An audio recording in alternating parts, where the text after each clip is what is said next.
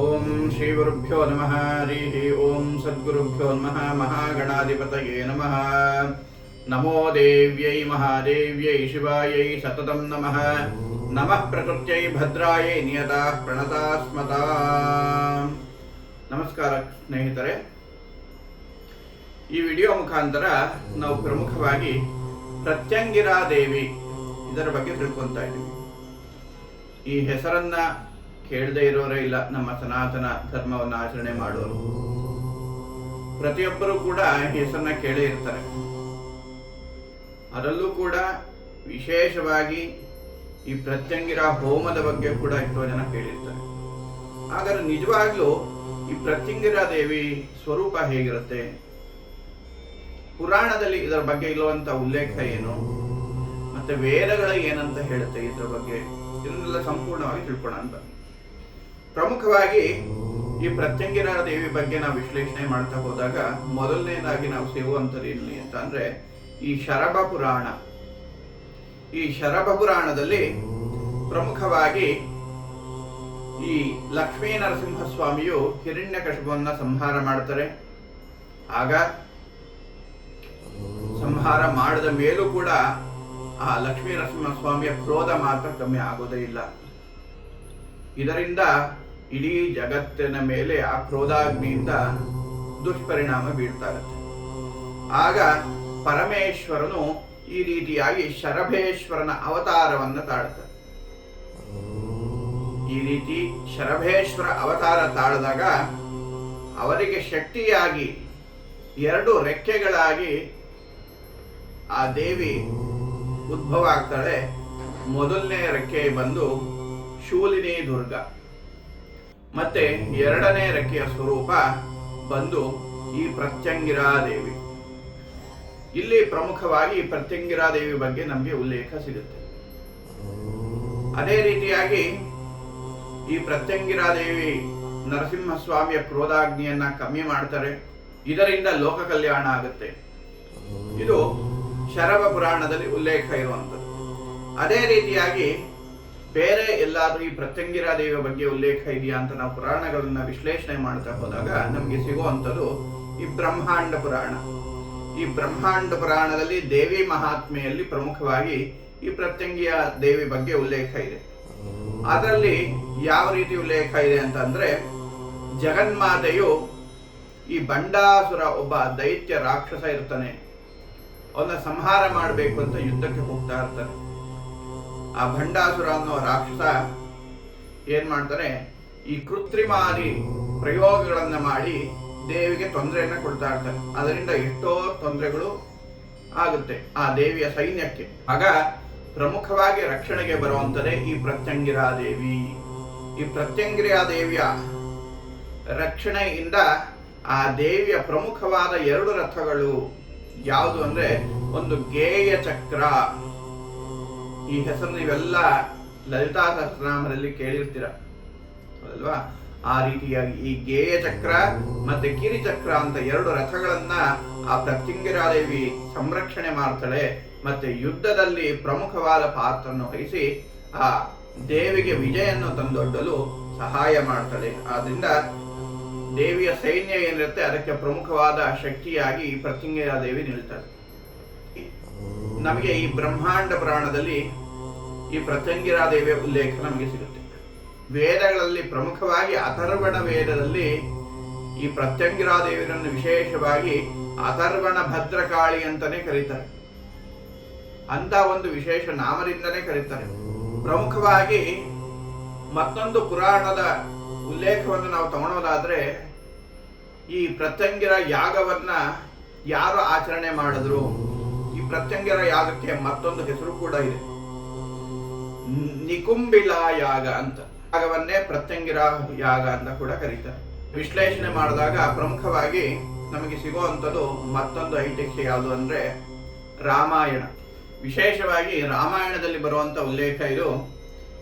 ಇಲ್ಲಿ ಇಂದ್ರಜಿತ್ ಆ ಹೆಸರೇ ಸೂಚಿಸುತ್ತೆ ಎಲ್ಲರನ್ನೂ ಜಯಿಸುವನು ಅಂತ. ಪ್ರಮುಖವಾಗಿ ಅಂದ್ರೆ ಆಂಜನೇಯನನ್ನ ಒಂದು ಅಸ್ತ್ರದ ಮುಖಾಂತರ ಕಟ್ಟಿ ಹಾಕಿದವನು ಕೂಡ ಈ ಇಂದ್ರಜಿತ್ತೇ ಆಗ್ತಾನೆ. ಈ ಇಂದ್ರಜಿತ್ ಅನ್ನೋನು ರಾವಣನ ಮಗ. ಅದೇ ರೀತಿಯಾಗಿ ಈ ಲಕ್ಷ್ಮಣ ಮತ್ತೆ ಇಂದ್ರಜಿತ್ ನಡೆಯುವಂತ ಒಂದು ಘೋರವಾದ ಯುದ್ಧ. ಆ ಯುದ್ಧದಲ್ಲಿ ಸಾಕ್ಷಾತ್ ಲಕ್ಷ್ಮಣ ಕೂಡ ಪ್ರಜ್ಞೆ ಕಳ್ಕೊಂಡು ಬೀಳ್ತಾನೆ. ಆಗ ಅವನಿಗೆ ಸಹಾಯ ಮಾಡಲು ಆಂಜನೇಯ ಸಂಜೀವಿನಿ ಪರ್ವತವನ್ನೇ ಹೊತ್ಕೊಂಡು ಬರಬೇಕಾಗುತ್ತೆ. ಇಷ್ಟೆಲ್ಲ ಶಕ್ತಿ ಇಂದ್ರಜಿತ್ ಹೇಗೆ ಬಂತು ಅಂದ್ರೆ ಈ ಯಾಗದ ಮುಖಾಂತರ. ಇವನು ಯುದ್ಧಕ್ಕಿಂತ ಮುಂಚೆ ಈ ಪ್ರತ್ಯಂಗಿರ ಯಾಗ ಮಾಡಿ ಆಮೇಲೆ ನಂತರ ಯುದ್ಧಕ್ಕೆ ಹೋಗ್ತಾ ಇದ್ದ.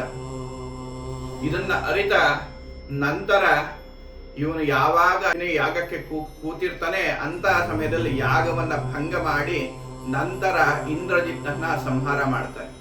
ಆದ್ದರಿಂದ ಈ ಪುರಾಣದಲ್ಲಿ ಸಂಪೂರ್ಣವಾಗಿ ಉಲ್ಲೇಖ ಇದೆ, ಪ್ರತ್ಯಂಗಿರ ಯಾಗವನ್ನು ಯಾರು ಪಾಲನೆ ಮಾಡ್ತಾರೆ ಅವರು ಖಂಡಿತವಾಗಿ ಎಲ್ಲಾ ರೀತಿಯಲ್ಲೂ ಜಯಕ್ಕೆ ಕಾರಣರಾಗ್ತಾರೆ ಅಂತ.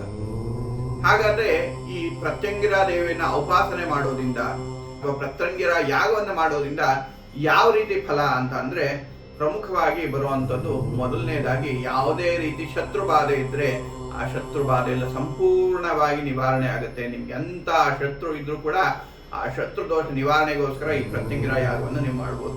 ಮತ್ತೆ ಪ್ರಮುಖವಾಗಿ ಬರುವಂತದ್ದು ಕೃತ್ರಿಮ ದೋಷ, ಆಭಿಚಾರ ದೋಷ ಏನಿದೆ, ಯಾರು ನಿಮ್ಮ ಮೇಲೆ ಮಾಟ ಮಂತ್ರಾದಿ ಪ್ರಯೋಗಗಳನ್ನ ಮಾಡಿರ್ತಾರೆ ಆ ಪ್ರಯೋಗಗಳೆಲ್ಲ ಸಂಪೂರ್ಣವಾಗಿ ನಿವಾರಣೆ ಆಗ್ಬೇಕಂದ್ರೆ ಯಾವ ರೀತಿ ಬಂಡಾಸುರ ರಾಕ್ಷಸ ದೇವಿ ಮೇಲೆ ಪ್ರಯೋಗ ಮಾಡಿರ್ತಾನೆ ಅದನ್ನೆಲ್ಲ ಸಂಹಾರ ಮಾಡಿದಳು ಕೂಡ ಈ ಪ್ರತ್ಯಂಗಿರ ದೇವಿ ಆಗಿರ್ತಾರೆ. ಆದ್ದರಿಂದ ಈ ಎಂಥ ಕೃತ್ರಿಮಾದಿ ದೋಷಗಳು ಇದ್ರೂ ಕೂಡ, ಮಾಟ ಮಂತ್ರಾದಿ ಎಂಥ ದೋಷಗಳು ಇದ್ರೂ ಕೂಡ ಈ ಪ್ರತ್ಯಂಗಿರ ಯಾಗದ ಮುಖಾಂತರ ಸಂಪೂರ್ಣವಾಗಿ ಎಲ್ಲ ನಿವಾರಣೆ ಆಗುತ್ತೆ. ಪ್ರಮುಖವಾಗಿ ಈ ಪ್ರತ್ಯಂಗಿರ ದೇವಿಯ ಆರಾಧನೆಯಿಂದ ಈ ಶತ್ರು ಬಾಧೆಗಳು ಎಂಥ ದೋಷಗಳಿದ್ರೂ ಕೂಡ ಸಂಪೂರ್ಣವಾಗಿ ನಿವಾರಣೆ ಆಗುತ್ತೆ. ಏನಾದ್ರೂ ಶತ್ರುಗಳು ನಿಮಗೆ ಮಾಟ ಮಂತ್ರ ಮಾಡ್ತಿದ್ರೆ ಅದು ಸಂಪೂರ್ಣವಾಗಿ ಅವರು ಮಾಡಿಸಿರುವಂತ ಈ ಕೃತ್ರಿಮ ದೋಷಗಳು ಅವ್ರಿಗೆ ವಾಪಸ್ ಆಗ್ಬೇಕಾ ಈ ದೇವಿಯ ಉಪಾಸನೆ ಮಾಡಬೇಕು. ಅದಕ್ಕೆ ಪ್ರತ್ಯಂಗಿರ ಅಂತ ಹೆಸರು. ಪ್ರತಿ ಅಂದ್ರೆ ಯಾರು ಈ ರೀತಿಯಾಗಿ ದೋಷವನ್ನು ಮಾಡಿರ್ತಾರೋ ಅವ್ರಿಗೆ ವಾಪಸ್ ಆಗ್ಬೇಕಂತಂದ್ರೆ ಈ ಪ್ರತ್ಯಂಗಿರ ದೇವಿಯ ಉಪಾಸನೆಯನ್ನು ಮಾಡ್ತಾರೆ. ಪ್ರಮುಖವಾಗಿ ನೀವೇನಾದ್ರೂ ನಿಮ್ಮ ಮೇಲೆ ಯಾರು ಶತ್ರುಗಳು ಮಾಟ ಮಂತ್ರ ಮಾಡ್ತಿದ್ರೆ ಅದು ಅವ್ರಿಗೆ ವಾಪಸ್ ಹೊಡಿಬೇಕಂದ್ರೆ ಈ ಪ್ರತ್ಯಂಗಿರ ದೇವಿಯ ಉಪಾಸನೆಯಿಂದ ಆಗುತ್ತೆ. ಅದೇ ರೀತಿಯಾಗಿ ನಿಮ್ಮ ಜೀವನದಲ್ಲಿ ಎಂತ ಘೋರ ಪಾಪಗಳಿದ್ರೂ ಕೂಡ ಆ ಪಾಪಗಳ ನಿವಾರಣೆಗೋಸ್ಕರ ದೇವಿಯ ಪ್ರಾರ್ಥನೆಯನ್ನು ನೀವು ಮಾಡಬೇಕಾಗುತ್ತೆ. ಮತ್ತೆ ಯಾರೇ ಒಬ್ರು ವ್ಯಕ್ತಿ ರೋಗ ಬಾಧೆಯಿಂದ ಬಳಲ್ತಾ ಇದ್ರೆ ನೀವೆಷ್ಟೇ ವರ್ಷ ಆಸ್ಪತ್ರೆಗೆ ತೋರಿಸಿದ್ರು ಕೂಡ ಆ ಕಾಯಿಲೆ ಗುಣ ಆಗ್ತಾ ಇಲ್ಲ, ಮತ್ತೆ ಮತ್ತೆ ಆ ಕಾಯಿಲೆ ಪದೇ ಪದೇ ನಿಮ್ಗೆ ಸಮಸ್ಯೆ ಈಡು ಮಾಡ್ತಾ ಇದೆ, ನಿಮ್ ದೇಹದ ಆರೋಗ್ಯ 6 ತಿಂಗಳು 3 ತಿಂಗಳು ಕೂಡ ಸುಧಾರಿಸ್ತಾನೆ ಇಲ್ಲ, ಕ್ಷೀಣವಾಗ್ತಾ ಇದೆ, ಆರೋಗ್ಯ ಸಮಸ್ಯೆಗಳು ಜಾಸ್ತಿ ಆಗ್ತಾ ಇದೆ ಅಂತ ಪರಿಸ್ಥಿತಿಯಲ್ಲಿ ನೀವು ಈ ಪ್ರತ್ಯಂಗಿರ ದೇವಿಯ ಉಪಾಸನೆಯನ್ನ ನೀವು ಮಾಡಬೇಕಾಗುತ್ತೆ.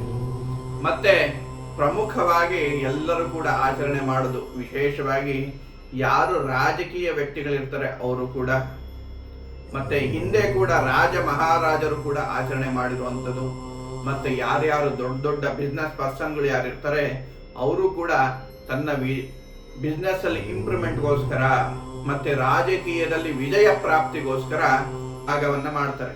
ಪ್ರತ್ಯಂಗಿರ ಯಾಗದಿಂದ ಪ್ರಮುಖವಾಗಿ ಅವ್ರು ಎಂಥದ್ದು ಮನಸ್ಸಲ್ಲಿ ಪ್ರಾರ್ಥನೆ ಮಾಡ್ಕೊಂತಾರೋ ಅದೆಲ್ಲ ಸಂಪೂರ್ಣವಾಗಿ ಪ್ರಾಪ್ತಿಯಾಗಿ ವಿಜಯ ಪ್ರಾಪ್ತಿ ಆಗುತ್ತೆ. ವಿಶೇಷವಾಗಿ ರಾಜಕಾರಣಿಗಳು ಯಾರು ರಾಜಕೀಯ ಕ್ಷೇತ್ರದಲ್ಲಿ ಮುಂದೆ ಬರ್ಬೇಕಂತ ಇರ್ತಾರೆ ಅವರು ಈ ಪ್ರತ್ಯಂಗಿರ ಯಾಗವನ್ನ ಆಚರಣೆ ಮಾಡ್ತಾರೆ. ಅದೇ ರೀತಿಯಾಗಿ ಈ ದೇವಿಯ ಅನುಗ್ರಹದಿಂದ ನಿಮ್ಗೆ ಉನ್ನತವಾದ ಅಧಿಕಾರ ಪ್ರಾಪ್ತಿಯಾಗಬೇಕಾ, ಅದಕ್ಕೋಸ್ಕರ ಕೂಡ ಈ ಪ್ರತ್ಯಂಗಿರ ಯಾಗವನ್ನ ಮಾಡ್ತಾರೆ. ಮತ್ತೆ ನಿಮಗೆ ಜೀವನದಲ್ಲಿ ಎಂಥ ದಾರಿದ್ರ್ಯಗಳು ಇದ್ರೂ ಕೂಡ ಅದೆಲ್ಲ ಸಂಪೂರ್ಣವಾಗಿ ನಿವಾರಣೆಯಾಗಿ ಆ ದೇವಿಯ ಅನುಗ್ರಹಕ್ಕೆ ಪಾತ್ರರಾಗಬೇಕಂದ್ರೆ ಈ ಪ್ರತ್ಯಂಗಿರ ಯಾಗವನ್ನು ಆಚರಣೆ ಮಾಡಬೇಕಾಗುತ್ತೆ. ಮತ್ತೆ ನಿಮಗೆ ಯಾವುದೇ ರೀತಿಯ ಆರ್ಥಿಕ ಸಮಸ್ಯೆಗಳಿದ್ರೆ, ಆರ್ಥಿಕ ಬಾಧೆಗಳು ನಿಮಗೆ ಒಳಗಾಡ್ತಾ ಇದ್ರೆ ಅದರ ನಿವಾರಣೆಗೆ ಈ ಪ್ರತ್ಯಂಗಿರ ದೇವಿಯ ಉಪಾಸನೆಯನ್ನು ಮಾಡಬೇಕು. ಮತ್ತೆ ಪ್ರಮುಖವಾಗಿ ಈ ಪ್ರತ್ಯಂಗಿರ ದೇವಿಯ ಉಪಾಸನೆಯನ್ನು ಮಾಡೋದು ಕೇವಲ ಈ ರೀತಿ ಸಿದ್ಧಿಗಳು ಅಷ್ಟೇ ಅಲ್ಲ, ಯಾರು ಅಧ್ಯಾತ್ಮ ವಿಚಾರಗಳಲ್ಲಿ ತೊಡಗಿರ್ತಾರೆ, ಕುಂಡಲಿನಿ ಸಿದ್ಧಿ ಮಾಡ್ಕೊಬೇಕಂತ ಇರ್ತಾರೆ. ಮತ್ತೆ ಶ್ರೀವಿದ್ಯಾ ಔಪಾಸಕರು ಯಾರಿರ್ತಾರೆ ಅವ್ರಿಗೆ ಈ ಪ್ರತ್ಯಂಗಿರಾ ದೇವಿಯ ಪ್ರಾರ್ಥನೆಯು ಒಂದು ರಕ್ಷಣಾ ಕವಚವಾಗಿ ಇರುತ್ತೆ. ಯಾರು ಈ ಪ್ರತ್ಯಂಗಿರಾ ದೇವಿಯ ಪ್ರಾರ್ಥನೆಯನ್ನು ಮಾಡಿ ಶ್ರೀವಿದ್ಯಾ ಉಪಾಸನೆಯನ್ನು ಮಾಡ್ತಾರೆ ಅವರು ಈ ಪೂಜೆಯಂತ ಸಮಯದಲ್ಲಿ ಯಾವುದೇ ರೀತಿ ಅಡೆತಡೆಗಳು ಅವರಿಗೆ ಬರೋದೇ ಇಲ್ಲ. ಆ ದೇವಿ ಸಂಪೂರ್ಣವಾಗಿ ಒಂದು ರಕ್ಷಣಾ ಕವಚವನ್ನೇ ಸಿದ್ಧ ಮಾಡ್ತಾರೆ ಅವರ ಭಕ್ತರಿಗೋಸ್ಕರ. ವಿಶೇಷವಾಗಿ ಯಾರು ಧರ್ಮ ರಕ್ಷಣೆಗೋಸ್ಕರ ಈ ಯಾಗವನ್ನು ಮಾಡ್ತಾರೆ ಅವರು ಅಖಂಡವಾಗಿ ಭೂಮಿಯನ್ನ ಆಳಿ ಈ ಭೂಲೋಕದಲ್ಲಿ ಅವ್ರಿಗೆ ಸೋಲನ್ನ ರುಚಿ ತೋರಿಸೋರೆ ಯಾರು ಇಲ್ಲ, ಅಷ್ಟು ಅನುಗ್ರಹ ಮಾಡ್ತಾರೆ ಆ ಪ್ರತ್ಯಂಗಿರಾ ದೇವಿ ಆಗಿರ್ತಾರೆ. ಆದ್ರಿಂದ ಯಾರು ಶ್ರದ್ಧಾ ಭಕ್ತಿಯಿಂದ ಈ ಪ್ರತ್ಯಂಗಿರಾ ದೇವಿಯ ಉಪಾಸನೆಯನ್ನು ಮಾಡ್ತಾರೆ ಆ ದೇವಿ ಆ ಭಕ್ತರು ಏನೇನು ಕೇಳ್ತಾರೋ ಎಲ್ಲವನ್ನೂ ಅನುಗ್ರಹಿಸ್ತಾಳೆ. ಆದ್ರಿಂದ ಆ ಶ್ರದ್ಧಾ ಭಕ್ತಿಯಿಂದ ಪ್ರತ್ಯಂಗಿರಾ ದೇವಿಯನ್ನ ಪ್ರಾರ್ಥನೆಯನ್ನು ಮಾಡಿ ನಿಮಗೆ ಎಲ್ಲರಿಗೂ ಕೂಡ ಒಳ್ಳೆಯದಾಗಲಿ. ಪ್ರಮುಖವಾಗಿ ಈ ರೀತಿ ಯಾವುದೇ ರೀತಿ ಆಧ್ಯಾತ್ಮಿಕ ವಿಚಾರಗಳನ್ನ, ಪ್ರಮುಖವಾಗಿ ಈ ರೀತಿ ಸನಾತನ ಧರ್ಮದ ಬಗ್ಗೆ ಯಾವುದೇ ವಿಚಾರಗಳಿದ್ರೂ ಕೂಡ ಅದನ್ನು ಎಚ್ಚರಿಕೆಗೆ ತಿಳ್ಕೊಬೇಕಂದ್ರೆ ಈ ಚಾನಲ್ನ ಸಬ್ಸ್ಕ್ರೈಬ್ ಮಾಡಿ, ಲೈಕ್ ಮಾಡಿ. ಧನ್ಯವಾದ.